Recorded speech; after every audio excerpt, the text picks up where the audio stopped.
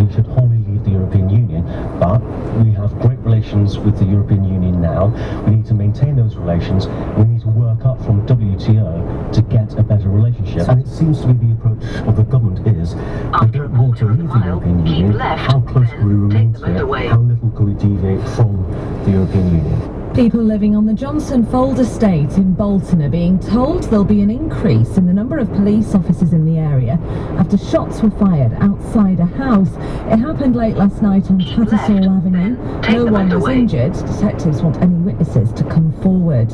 It's been confirmed at a disciplinary hearing into allegations against Cheshire East Council's former chief executive will no longer go ahead after he resigned earlier this week. Mike Suarez was suspended 15 months ago because of concerns over his conduct. The council says his resignation means there's no need to continue. Mr. Suarez hasn't After commented half a mile, on the keep claims. right. EasyJet has announced its largest ever expansion at Manchester Airport with the introduction of 5 new routes. The routes, which go on sale today for flights in November, will go to Innsbruck, Average Lanzarote, speed Faro, Barcelona and Bordeaux. It's expected to bring in a 40% growth in passengers and create around 175 jobs locally. And Gareth Southgate says he's remarkably proud of his players despite their failure to make it through to the final of the World Cup in Russia. They lost 2-1 to Croatia in extra time last night.